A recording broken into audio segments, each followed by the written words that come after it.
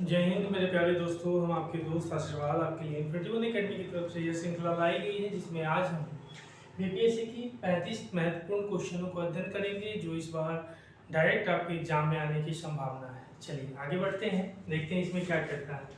इसमें कहता है कि वायुमंडल में कौन सी गैस सर्वाधिक मात्रा में पाई जाती है। तो यह अगर बात कीजिएगा तो नाइट्रोजन की मात्रा लगभग 78% के आसपास पाई जाती है। अगर टोटल गैसों की बात कीजिएगा 78% A, 21% O2 ऑक्सीजन और बाकी 1% में अदर गैसेज पाई जाती है। ठीक है, दूसरा उसी चीज को कहा, देखिएगा आगे। फिर कहता है कि एस्किमो कहाँ के खाना बदोश शिकारी है।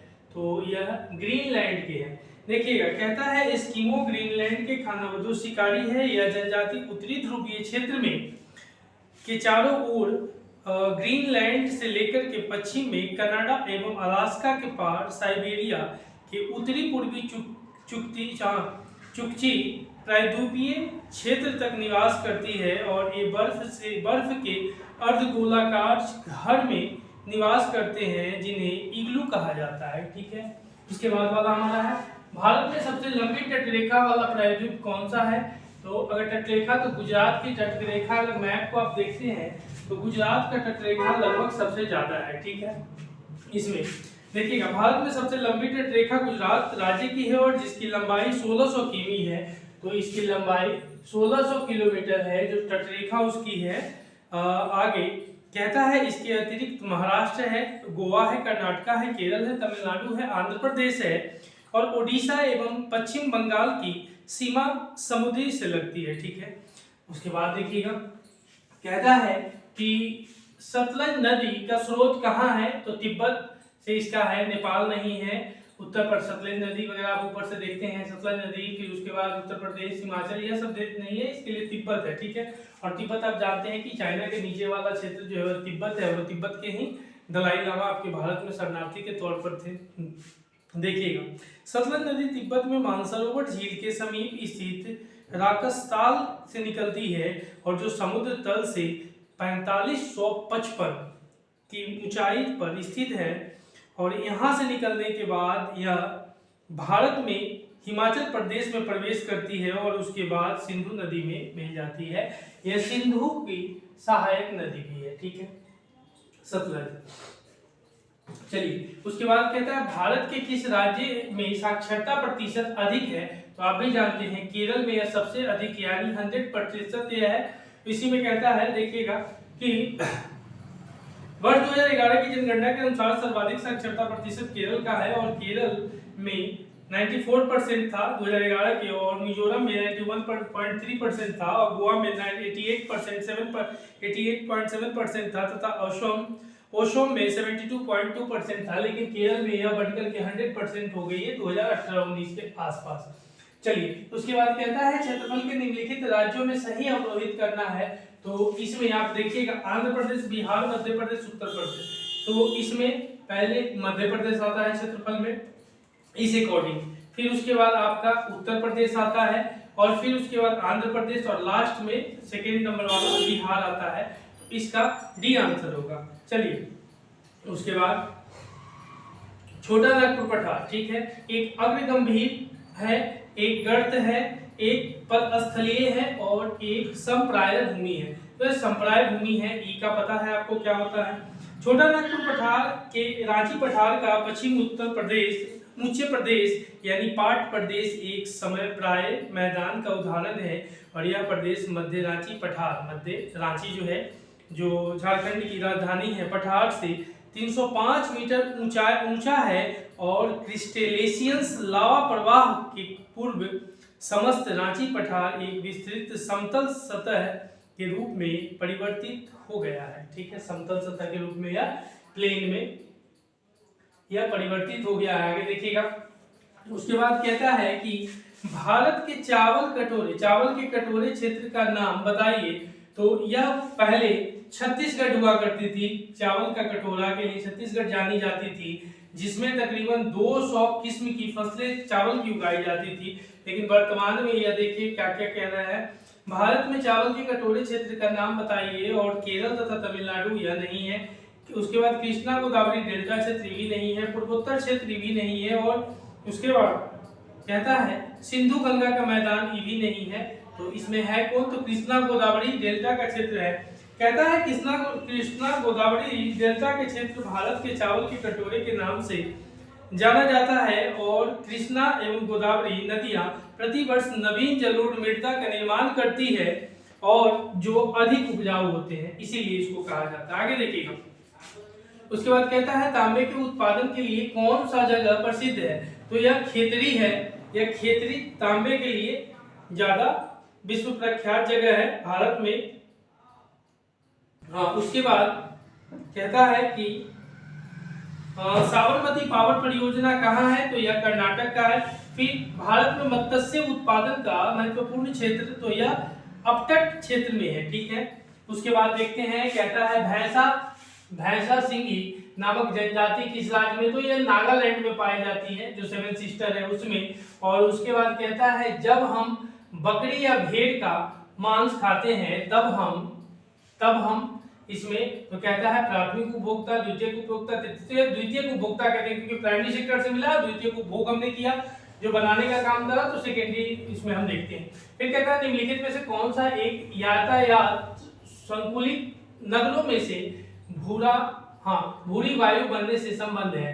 तो यहाँ आप देखते हैं नाइट्रोजन डाइऑक्साइड से संबंधित है, भूरी वायु बनाती है, भूरा जो हवा होता है वो भूरी हो जाती है। फिर उसके बाद हम देखते हैं, फिर क्या कहता है कौन सा टाइगर नाइबर उद्यान नहीं है? तो ये नीलगिरी टाइगर नाइगर उद्यान नहीं है, बेतवा नेशनल पार्क है, कान्हाजी नेशनल पार्क है, मानस नेशनल पार्क है, लेकिन यह नीलगिरी नहीं है। तो इसका ई तो आप जान रहे हैं। फिर देखिएगा, बिहार के तल क्षेत्र में किस फसल की प्रधानता है? तो यह मसूर की प्रधानता है बिहार के तल क्षेत्र में।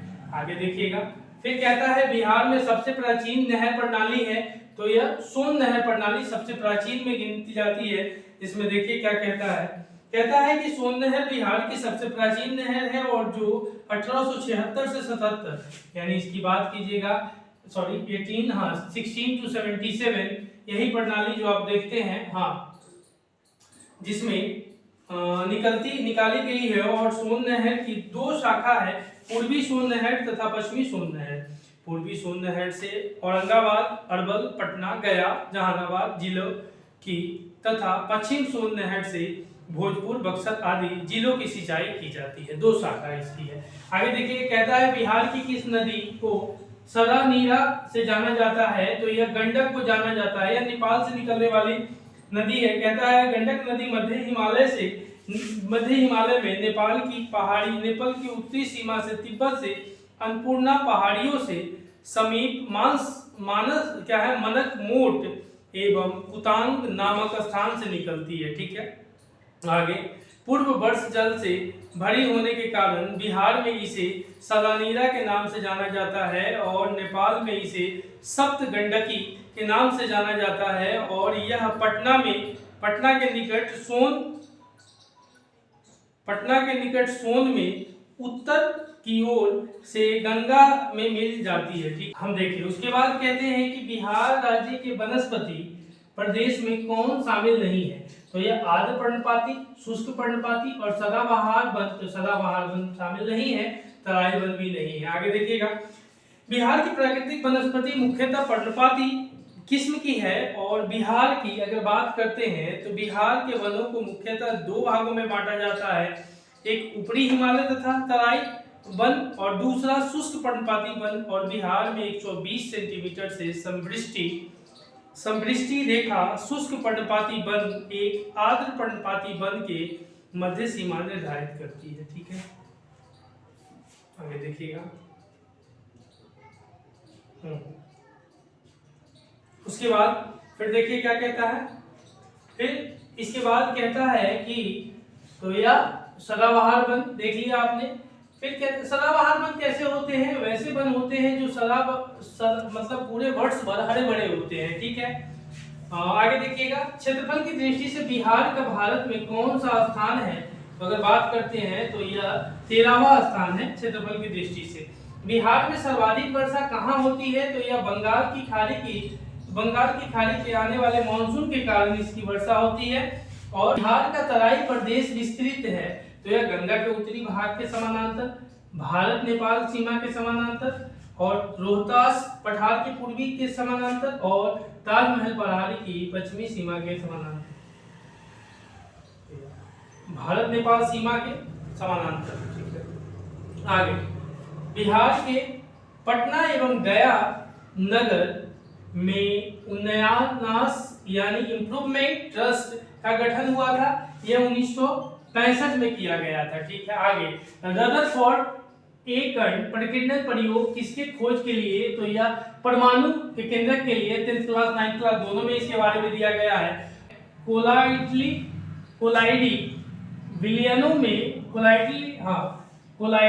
विलयनों में टिंडल प्रभाव होता है, तो यह प्रकाश के प्रकीर्णन के कारण होता है। आगे सोडा क्षार धावन सोडा यानी किसका है, तो यह सोडियम कार्बोनेट का उदाहरण है। और नींबू के रस में पीएच का अनुमान 7 से कम होता है। उसके बाद एल्काइन का सूत्र अगर देखते हैं CH4 होता है, C3H4 होता है। निम्न में से कौन सी धातु ठंडे जल के साथ हाइड्रोजन गैस निकालती है, तो यह पोटेशियम निकालती है। उसके बाद पॉलीएक्रिलोनाइट्राइल का औद्योगिक स्तर पर क्या नाम है, तो इसका अगर बात करते हैं तो ऑरलोन इसका नाम है। निम्न में से किसके उपचार में प्रशांतक का प्रयोग किया जाता है, तो यह आप देखते हैं ई मतलब एक से अधिक और एक से ज्यादा, जिसमें देखिए क्या कहता है, इसमें कहता है कि प्रशांतक रासायनिक यौगिक का वह वर्ग है जिनका उपयोग तनाव तथा छोटे या बड़े मानसिक रोगों में किया जाता है, और यह अच्छा होने की भावना को अभिप्रेरित करके चिंता, तनाव, क्षोभ और उत्तेजना से मुक्ति देता है। ठीक है, आगे देखिएगा। उसके बाद निम्न में से किसमें, तो हमने इसमें क्या देखा, इसमें ई देखा, तो तनाव भी है, अवसाद भी है, सारे चीज उसमें संक्रमण। देखिएगा, कहता है कि निकट दृष्टि दोष से पीड़ित व्यक्तियों को किस प्रकार के लेंस का प्रयोग, तो यह अवतल लेंस की जरूरत पड़ती है। पार्श्व तरंग की आवृत्ति होती है विशिष्ट रूप से, तो 20 हर्ट्ज से लेकर के 20,000 तक आपके सुनने की श्रवण शक्ति होती है, इसके मध्य होती है। आगे देखिएगा, फिर कहता है सांपों में टांगे नहीं पाई जाती है क्योंकि, इसकी अगर हम बात करते हैं तो ई इसका आंसर होगा, इसका आंसर ई होगा, जिसमें कहता है कि सांपों में टांगे नहीं पाई जाती है क्योंकि इसके शरीर में टांगों का कोई उपयोग